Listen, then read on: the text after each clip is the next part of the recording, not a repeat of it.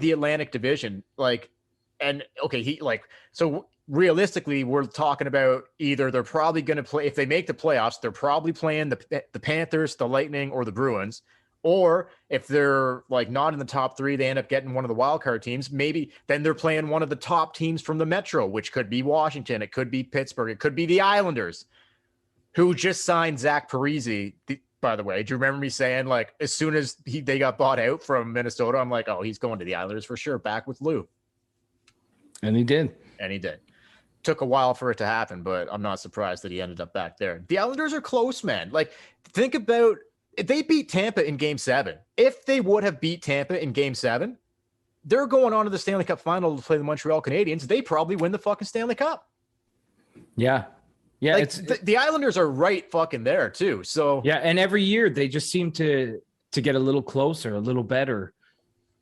So there could be a scenario where the Leafs get a wild card spot. The Islanders finish first in the Metro, and the Leafs have to fucking go through them in the first round. And it's not Tampa, and it's not Boston. It's like, well, we got to beat fucking the Islanders to. Yeah, wouldn't that be a kick in the pants? Is they lose to the Islanders, Lamoriello's Islanders, and Kyle Dubas loses his job over? Or they finally fucking win a round, and it's against the Islanders, and it's like incredible. That would be awesome. And we don't know. And again, nobody gives a shit until we get there. Yeah, that's right. If I never really thought about it. I always thought they would be in a playoff push, but I like what you were saying about things could change by Christmas time. Oh, if they come out flat and they're a 500 or sub 500 team for the first 2 months, which could happen, like all of a sudden, all they did was play Canadian teams last year. It'll be a huge wake-up call to start playing Boston and Tampa and Florida. They might get off on the wrong foot, and all of a sudden, Jesus. Yeah, they can't afford that. We're not going to make the playoffs, especially with the way the fan base is feeling right now. Oh my God, we're close to the Boo Birds coming back. Like for certain guys, specifically Mitch. Like it's not far away. It's not that far away, man. Fans are pissed. They're fucking pissed. He's the scapegoat, sure, no doubt.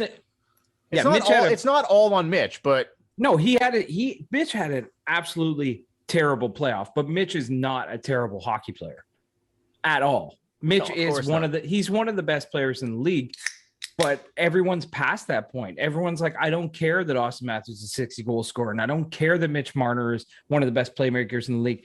I want to win in the playoffs, and you guys can't do it. 100%. And it didn't help that all his comparables, contract-wise, had stellar playoffs, like Point, like Braden Point, just, you know what I mean? And they signed for less money too. And they signed for less money, and they fucking were so good in the playoffs. Like everything just piled on Mitch last year. Playoff. 100%. So Dubas ended up talking about like, okay, like since they're not trading the core, like camp's opening in a week, so they're kind of going into. You could still see something happen like over the next week or early in camp, or like there could still be some movement here. But he basically talked about like helping the core get over the hump. Like I don't know if he used the word like surround them or whatever, but he's like, we're here to help these guys. Like we're gonna help them take it. No, he didn't. He didn't say surrounding. What did he say? He went down the road of like, we're going to help them. They asked him about that. Bob McCown and John Shannon asked him about surrounding these guys with winners, guys who can win in the playoffs. And basically what Dubas said was he didn't believe that putting one or two guys on the fringe with playoff success really would make a big difference. His thing was, like you say, we have got to help. We've got to develop them. Right. To be those guys. So what are we talking like off ice, like psychology here? Like, he didn't really get into detail. No, he didn't. But like, how do you do that? How do you help them? Like, what's the plan? He said Austin's taken a big jump. Remember? So Dubas was talking about Austin's coming to the league, and he felt last year he took a big jump at using his size and coming into terms with the fact that he is not a kid anymore. He won the Rocket and was up for the Hart, and we blew it off like it was nothing because of what happened in the playoffs. I know. When's the last time a Leaf player, like we blew it off kind of season? We blew it off because we were so fucking pissed. but that's what he's saying is he sees them taking steps, and that, you know, they were basically saying like, oh, you know, Tampa has these big guys and Boston has these guys on their third and fourth line, and they do this and this and this. And Dubas is like, yeah, you can put those guys on there, but, and he's right.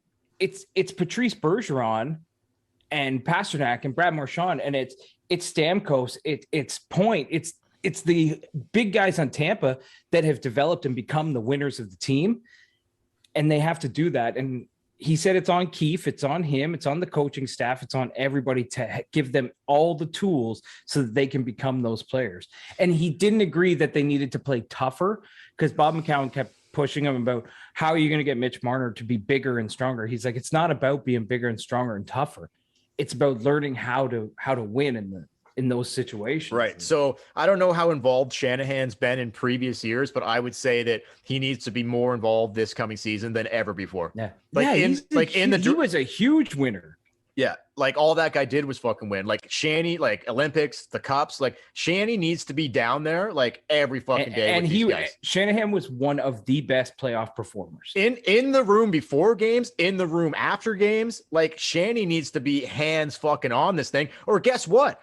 I know he signed an extension, but I don't think it matters, because I think he's going down with it. Like do you see a scenario where Dubas gets the axe, but Shanny stays? I don't think so. I could, yeah. I think they're tied at the hip, and they're both like, I don't think so. I think there is a situation where the team president, being Shanahan, could be given a little more rope to, you know, basically find another GM and take another crack at it. Yeah, but I don't think that should be the case. I think Dubas is on eggshells and Shanahan's on rocky ground. Like, Dubas does not have much support underneath him. If this thing crumbles, he's going down. I think Shanahan has just a little more support if things crumble. But I would not be surprised if Shanahan got fired. Not one bit. Yeah, no, I agree with that.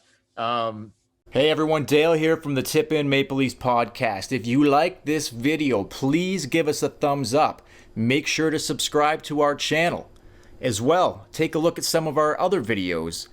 If you want to listen to the audio version of our podcast, we are on Apple Podcasts, Spotify, and all other podcast platforms.